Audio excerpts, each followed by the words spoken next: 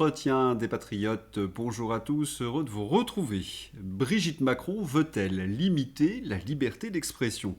Maître Gims, en garde à vue, et puis Vert, PS, LR, crise de nerfs.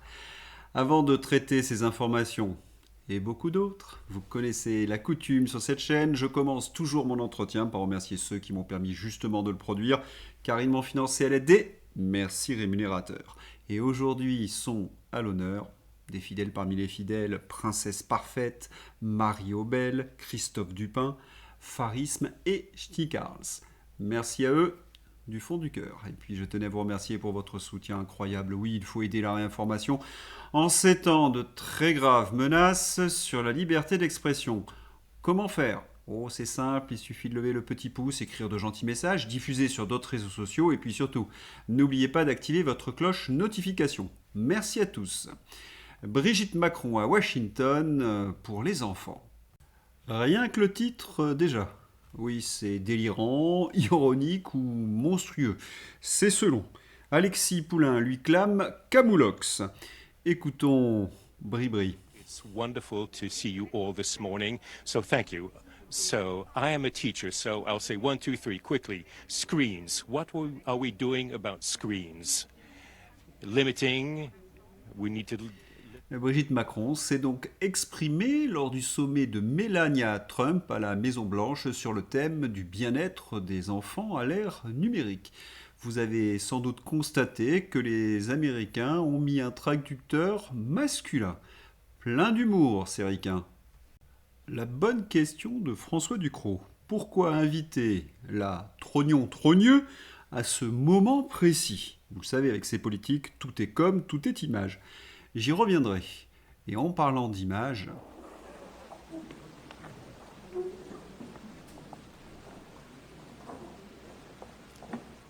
Eh oui, ce sommet de la gênance, soi-disant pour le bien des enfants. Pour ça, il faudra déjà que les clients et complices d'Epstein soient en tôle. Mais bon, un robot qui introduit le sommet de Melania Trump sur la protection des enfants en compagnie de Bribri, dont la voix a été doublée en anglais par un interprète masculin. Je crois qu'on peut commencer à chercher sérieusement des alternatives à la fin de la civilisation occidentale dans une telle soupe de médiocrité, de mensonges et de corruption. Pensez-vous que Brigitte Macron est la mieux placée pour parler de la protection des enfants après son aventure avec un ado de 14 ans, je reste poli, dont elle avait la responsabilité, et pourquoi pas Jacques Lang, ministre de l'Éducation nationale? Ah oui, cela a déjà été fait, notamment par Mitterrand en 1992. Donc, Brigitte Macron veut protéger les enfants, mais les mineurs de l'ASE sont livrés au proxénète. La France est devenue un narco-État sous le poudré. Les enfants sont exposés aux stupéfiants dès l'école primaire et la violence qui va avec. À Paris, les réseaux de criminels qui agressent les enfants dans le périscolaire agissent en toute impunité. Les enfants de maternelle et de primaire sont exposés à des contenus sexuels traumatisants lors des cours EVARS. L'entourage de Brigitte est constitué d'hommes peu recommandables. Et quid de la relation entre Jeffrey et les Macron?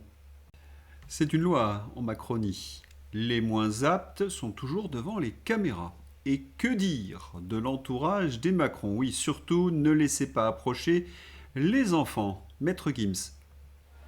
Le rappeur Gims, interpellé à sa descente d'avion. L'artiste congolais de 39 ans a été placé en garde à vue après son arrivée aujourd'hui à l'aéroport de Roissy. Eh oui, le rappeur Gims en garde à vue pour affaire de blanchiment en bande organisée. Mais que sait-on de cette affaire? Que c'est un ami très proche des Macron. Maître Gims malhonnête, mais qui l'eût cru? Pourtant, cette photographie nous donne un indice. C'est un proche des Macron qui a participé à l'opération Piège jaune. D'ailleurs, Brigitte, les pièges jaunes, bon, je ne vais pas insister. Les amis de Brigitte, quand même, Maître Gims interpellé, Harry Habitant accusé d'agression sexuelle, Mimi Marchand proxénète, et la liste est infinie. Vraiment, que du beau monde. Ce n'est pas très compliqué. On a l'impression lorsque l'on regarde la Macronie, d'avoir affaire à une association de malfaiteurs. Déjà hier, souvenez-vous, les rois de la poudre à l'Élysée se papouillaient et s'embrassaient. Il est peut-être temps de répondre à la question de François Ducrot. Il ne faut pas qu'il se soit décarcassé pour rien. Brigitte, personnage assez misérable, qui est invitée par Madame Trump dans des circonstances quand même particulières, en pleine guerre contre l'Iran. Quel attelage! Les États-Unis ont frappé l'école élémentaire de filles de Shajareh, située à Minab, dans la province d'Hormozgan, sud de l'Iran, le 28 février 2026, premier jour des bombardements, alors qu'elle accueillait 264 élèves. Bilan, 168 personnes tuées, dont plus de 110 élèves âgés de 7 à 12 ans, 26 enseignants et 4 parents. Il fallait quand même oser organiser un tel événement alors que les B-52, les missiles, bombardent Téhéran, qu'il y a plus de 3 millions d'Iraniens déplacés, plus d'1 million au Liban. Les populations civiles et les enfants souffrent comme jamais. Et ils organisent donc une conférence sur la protection de l'enfance à ce moment-là.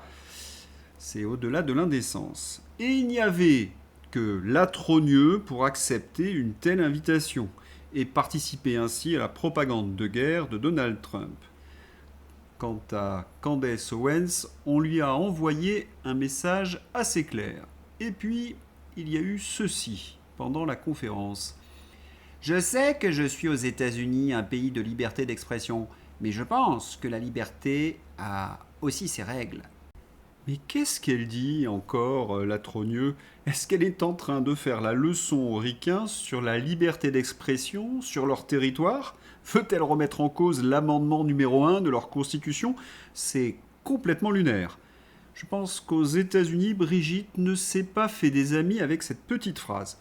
En même temps, on a très bien compris, elle visait Candace Owens. Mais pour le cas français, il faudrait quand même rappeler à l'ex-prof de théâtre, je dis pas de français parce qu'à mon avis elle n'a pas le niveau, que la liberté d'expression n'a pas de limite justement, et que ceux qui limitent la liberté d'expression se nomment des tyrans, des dictateurs. Attention, il ne faut pas confondre liberté d'expression et n'importe quoi. Ces éléments ne sont pas de la liberté d'expression selon la loi.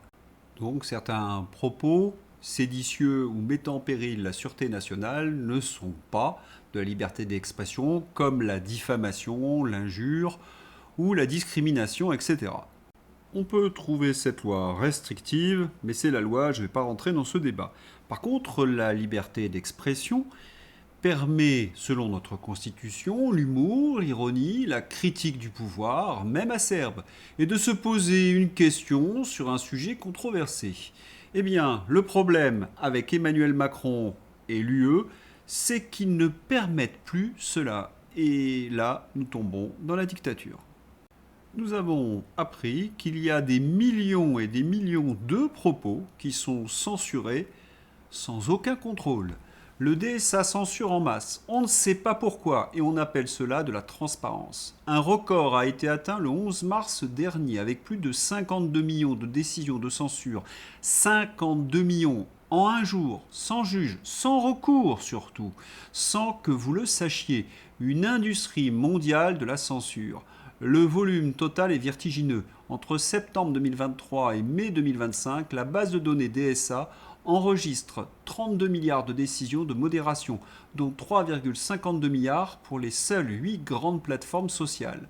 L'automatisation est quasi totale et opaque. Les décisions sont prises massivement par algorithme, sans intervention humaine. Et les données révèlent des incohérences massives. Des plateformes déclarent 0 délai de traitement et 0 automatisation simultanément, ce qui est physiquement impossible à ce volume. La base de données ne sert à rien, c'est l'aveu des chercheurs eux-mêmes. Bien que la base de données augmente la transparence, elle souffre de données incohérentes, de rapports incomplets et d'une harmonisation limitée entre plateformes. En clair, on sait qu'on censure des milliards de contenus, mais on ne sait pas pourquoi ni avec quelle cohérence.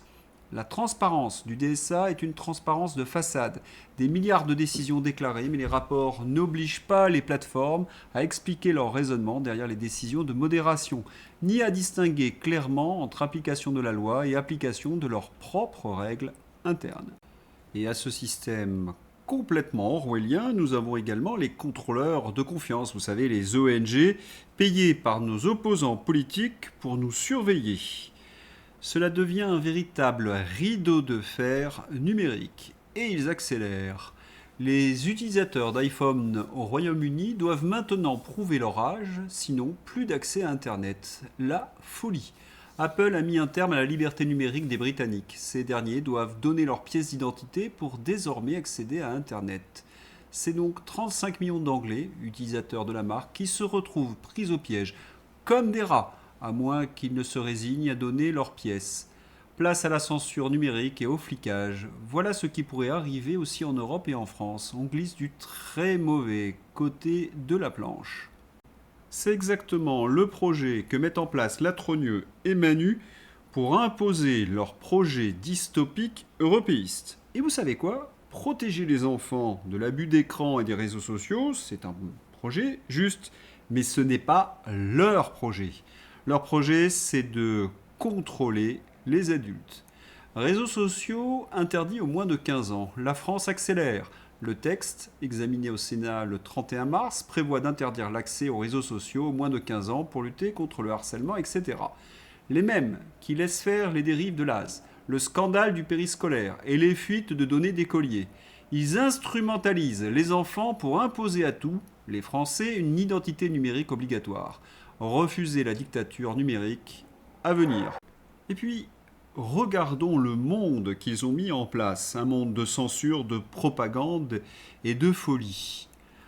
Agression sexuelle de Meghan à Cherbourg. Oumar, rebaptisé Oscar dans la presse. Certains prénoms culturellement marqués sont régulièrement modifiés dans les médias. Ils nous font vivre dans un monde de fous. Et c'est comme ça pour tout. Les délinquants sont des anges, les voyous des chances pour la France. Ces macronards nous vantent le vivre ensemble, et l'immigration de masse quand même, c'est un atout économique. Quant à Emmanuel Macron, il est qualifié de Jupiter ou de Mozart de la finance. Et Bribri, c'est Claudia Schiffer. Et dans ce même monde, les Verts, paraît-il, sont des écologistes. Les écologistes sonnés après leur déroute au municipal. Et oui, attention, espèce en voie de disparition, les Verts, et pan, le boomerang des ZFE et de l'écologie punitive en pleine gueule. Et quelle ironie, ces Verts ont bénéficié pendant des années d'un tapis rouge dans les médias de propagande alors qu'ils ne représentaient qu'eux-mêmes. Les Verts des écologistes, l'imposture démasquée. Pensez aux éoliennes. Éolien offshore. 4 régions réclament la fin des hésitations et l'engagement de l'État. Déconnexion totale entre les politicards verts socialistes et les Français qui refusent ces éoliennes qui enlaidissent nos côtes et font exploser les factures d'électricité à Fouera. Et l'éolien n'est pas du tout écologique. Je vous renvoie à mes entretiens sur le sujet. Le gouvernement Macron est en train de ruiner les éleveurs de poules bio pour favoriser la daube industrielle qui vient d'Ukraine. Sauver l'Ukraine consiste aussi à faire disparaître les éleveurs français. C'est absolument scandaleux. Et vous savez comment ? À grands coups de normes européennes. Et où sont-ils donc les écolos pour défendre nos terroirs ? Car la logique voudrait que les écolos défendent le localisme. Que nenni ! Non, l'écolo défend le libre-échange pollueur. Il n'est jamais à côté des grands combats de civilisation. Les Français sont de plus en plus contaminés par le cadmium, un métal cancérogène présent dans les sols et l'alimentation, particulièrement présent dans l'alimentation qui vient de l'étranger. Ça, en plus nos fleuves et nos rivières qui vont être pollués. C'est une véritable catastrophe. C'est pourquoi il est urgent de sortir de l'UE et de la mondialisation, Frexit, je le répète inlassablement. Quand on a la chance de vivre dans un pays comme la France, avec ses 1001 terroirs, mais ces abrutis d'écolos préfèrent pédaler, agglutiner dans les métropoles comme des sardines dans une boîte de conserve sur leur vélo à 4000 boules. Mais quelle bande d'escrocs! Les Verts en voie de disparition, la planète respire déjà mieux. Autre parti menacé d'extinction, ne va pas pleurer, les LR. Je vous présente les visages des 4 derniers adhérents du parti LR qui auront détruit la droite dite républicaine sous les applaudissements des fanatiques. C'est une plaisanterie, mais on y arrive doucement parce que les LR sont presque autant détestés que les Verts. C'est dire. Vous vous rappelez en 2024 que les LR ont fait une scission. Ciotti a quitté ce Titanic. Et aujourd'hui, c'est au tour de Lisnard. David Lisnard claque la porte. Je n'ai plus rien à faire à LR. Fin de partie pour Lisnard chez les Républicains. David Lisnard, le divorce est consommé. Ni cohérence ni constance. David Lisnard tire à boulet rouge sur les LR. Et certains militants accusent Retailleau de tricherie. Et Lisnard, maire de Cannes, va rejoindre Éric Ciotti d'après les rumeurs. L'hémorragie continue. Il va vraiment rester que les 4 que je vous ai présentés. Et les socialos, alors, dans cette histoire? Eh bien, c'est la même chose. Grosse crise après la raclée des municipales. Énième grosse crise au Parti socialiste après le Bureau national d'hier soir. Olivier Faure, mis en minorité sur une résolution post-municipale. 39 signataires sur 71 opposés à la ligne de la direction, dont les partisans de Boris Vallaud. Faure n'a plus de majorité pour gouverner le Parti socialiste, mais reste malgré tout premier secrétaire. Le bureau national du Parti socialiste s'est réuni donc hier soir. Olivier Faure en est venu à utiliser les statuts du PS pour empêcher un vote qui l'aurait obligé à démissionner suite aux entourloupes lors de ces municipales. Il est juste devenu un pur apparatchik avide de pouvoir. En bon français, cela s'appelle un socialiste. LR, socialiste, macronard, vert, c'est la débandade après ces municipales. Nous n'oublions pas ce que disait Philippe Séguin. La droite et la gauche sont les détaillants du même grossiste, l'Europe. En 2027, un seul projet, les mettre dehors. International, déclaration du secrétaire d'État à la Défense. On a rayé l'Iran de la carte, mais il est complètement malade. Franchement, ce type de fanfaronnade a fini par lasser les marchés. La dernière fois que j'ai regardé les prix du baril de Brent, c'était il y a 30 secondes, le pétrole était remonté à 105 $. Oui, plus personne ne croit le secrétaire d'État à la défense américain. D'ailleurs, s'il avait raison, pourquoi envoyer de l'infanterie au Moyen-Orient? Même si ce sont des troupes d'élite. Ces chiffres sont ridiculement bas pour une invasion terrestre de l'Iran, forteresse naturelle défendue par une armée nombreuse et aguerrie. On parle de 2 millions d'hommes.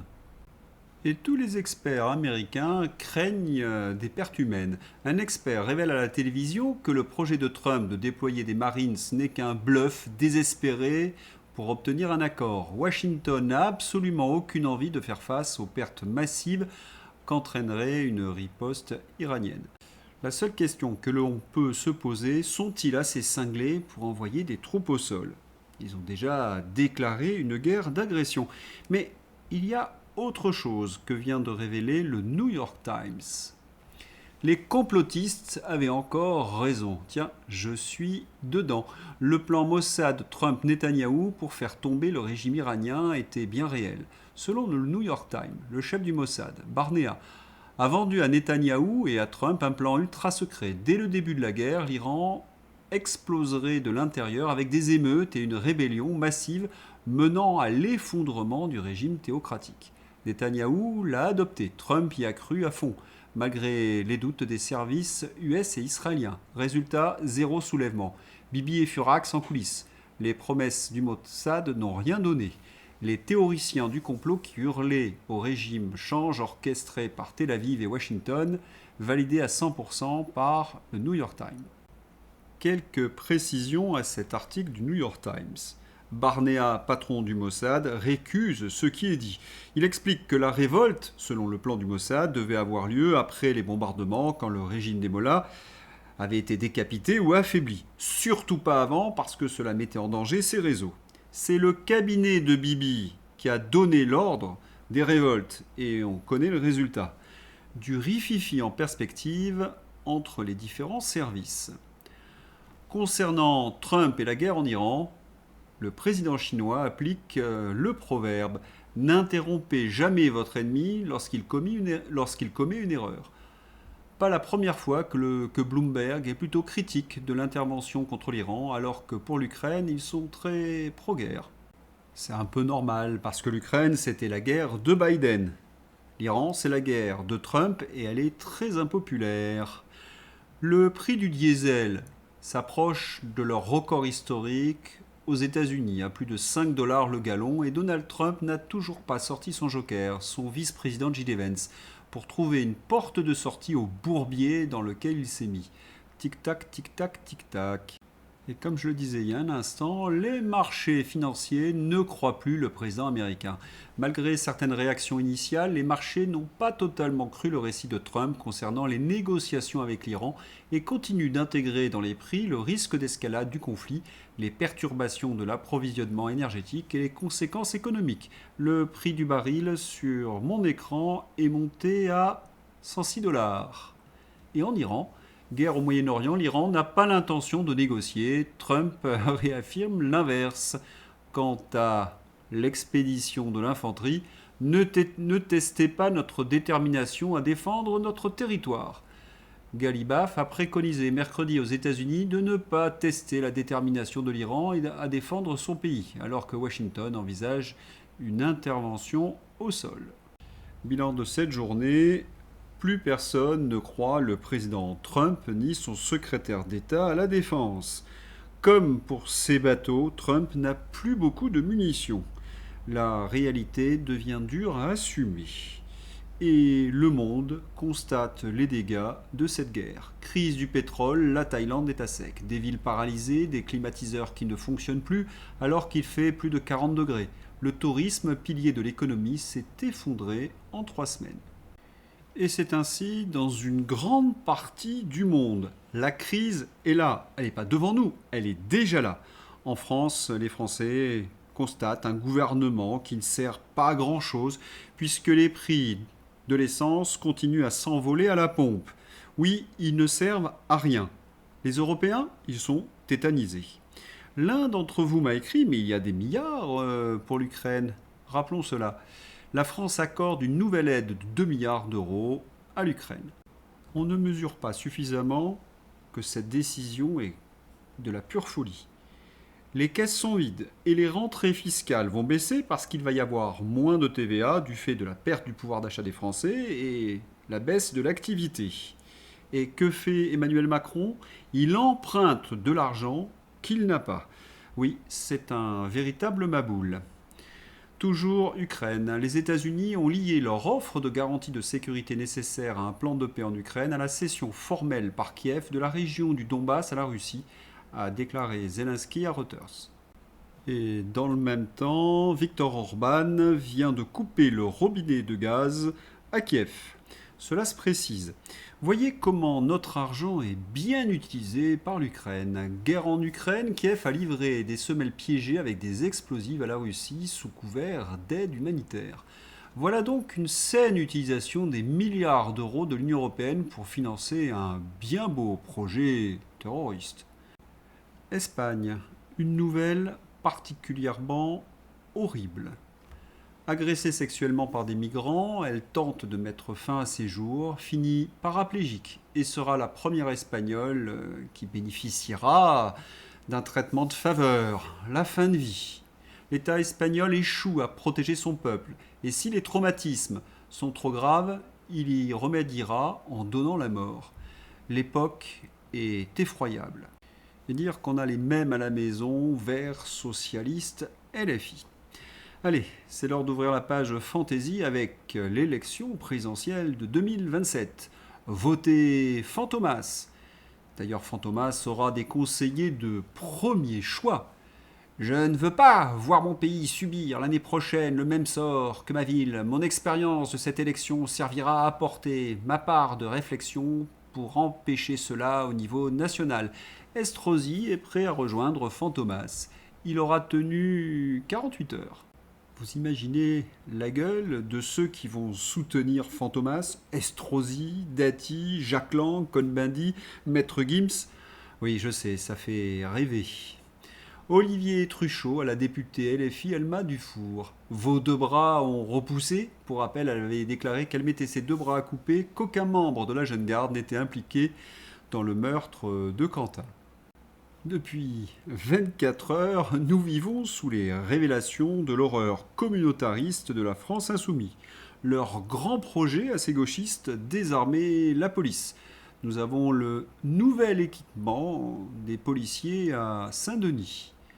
Et ça, soutien à Fabrice Léguéry, qui lorsqu'il dirigeait l'agence européenne Frontex, a pu penser que, conformément à son objet, Frontex avait pour vocation de protéger les frontières de l'Union européenne. Mais qu'est-ce qu'il arrive à Léguéry ? La Ligue des droits de l'homme, gauchiste, a obtenu qu'un juge d'instruction soit bientôt saisi pour enquêter sur l'eurodéputé Rassemblement National, Léguéry, ancien directeur de Frontex, soupçonné donc de crimes particulièrement terribles, a indiqué une source judiciaire, tout simplement parce qu'il faisait son métier, de protéger nos frontières. C'est vraiment orwellien. La question du jour, pourquoi Alain Bauer dispose-t-il de son rond de serviette à la télévision ? Personne ne comprend, mais il est toujours là. Raillé sur les réseaux sociaux pour son omniprésence à l'antenne, le criminologue Alain Bauer est l'un des invités privilégiés des chaînes d'information en continu pour réagir sur toutes sortes de sujets. Lui, BHL, Cohn-Bendit, Breton, Tanzer, Girnoff, Ménard, toujours les mêmes experts en expertise qui se sont trompés surtout depuis 40 ans pour la plupart. Pourquoi ? Oui, c'est une bonne question en effet. Bon, s'il faut répondre à la question, il faut dire qu'Alain sait très bien manier la truelle. Ancien grand architecte par ailleurs. On n'emmène pas un enfant dans un truc à 13 ans, il faut vérifier l'âge sur les sites Cosson. On interdit les réseaux sociaux aux moins de 15 ans, le cerveau de nos enfants n'est pas à vendre. La fin de l'anonymat, c'est pour combattre les fake news et les interférences russes. Veuillez scanner votre pièce d'identité pour consulter la météo. C'est tout pour la page Fantaisie. Rubrique Hommage. Oui, on va rendre hommage à Charles Aloncle pour sa pugnacité lors de la commission d'enquête sur le sévice public. D'ailleurs, il a auditionné Bolloré. Bolloré, je ne hais personne et je prie pour mes ennemis, ce qui me coûte, mais je le fais quand même, j'en ai quelques-uns. Nouvelle masterclass de Vincent Bolloré hier devant les députés. On peut être en désaccord avec Vincent Bolloré, mais c'est un homme très intelligent et cultivé. Il a éclaboussé de sa classe les députés de gauche. Allez, une nouvelle assez extraordinaire. Charles Augier de Batz de Castelmore, comte d'Artagnan. On ne savait pas où il avait été enterré. Et là, peut-être, on a la solution. Le corps d'un soldat français enterré dans une église de Maastricht qui pourrait bien être celui de D'Artagnan. Oui, nouvelle extraordinaire. Un petit rappel historique. Notre D'Artagnan, soldat d'élite au service de Louis XIV, est mort d'une balle dans le cou à Maastricht lors d'une bataille célèbre. Il avait été enterré sur place. Mais où ? Les historiens pensaient dans l'église, proche du champ de bataille. Mais voilà, celle-ci avait été détruite. Et là, sous l'autel, lors d'une fouille archéologique, on retrouve cette église et un corps. Et on enterre seulement les personnalités sous l'autel. Est-ce notre mousquetaire ? Un test ADN va être fait pour voir si c'est bien notre D'Artagnan. Voilà, c'est tout pour aujourd'hui. Je vous souhaite une excellente journée. À bientôt, au revoir.